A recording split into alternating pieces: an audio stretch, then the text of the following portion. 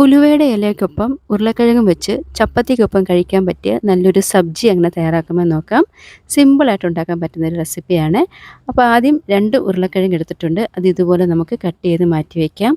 ഉലുവ ഇല നല്ലതുപോലെ കഴുകി വൃത്തിയാക്കി എടുത്തിട്ട് ഇതുപോലെ നമുക്കൊന്ന് കട്ട് ചെയ്ത് വെക്കാം. ഇനി ഇതുപോലെ ചൂടായ പാനിലേക്ക് അല്പം എണ്ണ ഒഴിച്ചു കൊടുക്കാം. എണ്ണ ചൂടായതിന് ശേഷം അല്പം ജീരകവും വെളുത്തുള്ളിയും പച്ചമുളകും കൂടെ ചേർത്ത് നന്നായിട്ട് നമുക്കിതൊന്ന് വഴറ്റി കൊടുക്കാം.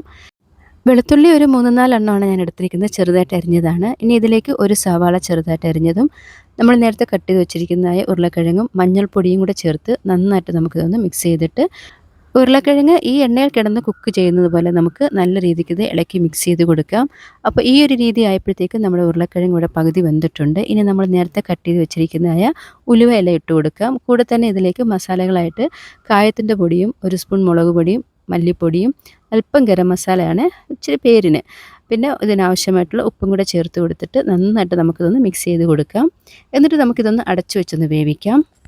2-3 മിനിറ്റ് കുക്കായതിന് ശേഷം അടപ്പ് തുറന്നിട്ട് വീണ്ടും ഇതുപോലെ ഒന്ന് മിക്സ് ചെയ്ത് കൊടുക്കാം.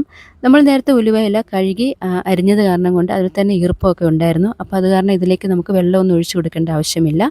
ഇനി ഇതിലേക്ക് ചേർത്ത് കൊടുക്കുന്നത് മാങ്ങയുടെ പൊടിയാണ്. മാങ്ങയുടെ പൊടി നിങ്ങളുടെ കയ്യിൽ ഇല്ലയെന്നുണ്ടെങ്കിൽ തക്കാളി ഈ സമയത്ത് ചേർക്കാവുന്നതാണ്. എന്നിട്ട് അതും കൂടെ ചേർത്ത് നന്നായിട്ട് നമുക്കിതൊന്ന് മിക്സ് ചെയ്ത് കൊടുത്തിട്ട് വീണ്ടും ഒന്ന് അടച്ചു വെച്ച് വേവിക്കാം. എളുപ്പത്തിലും വളരെ രുചിയിലും പെട്ടെന്നുണ്ടാക്കാൻ പറ്റുന്ന ഒരു സബ്ജിയാണ്. നിങ്ങൾ ട്രൈ ചെയ്ത് നോക്കുക. നമ്മളിതിൽ ആ മാങ്ങയുടെ പൊടി ഇട്ടപ്പം ഭയങ്കര ഒരു ടേസ്റ്റാണ് കേട്ടോ. നല്ലൊരു ചെറിയൊരു പുളിപ്പ് ഇതിൽ സബ്ജിയിൽ കാണുന്നുണ്ട്.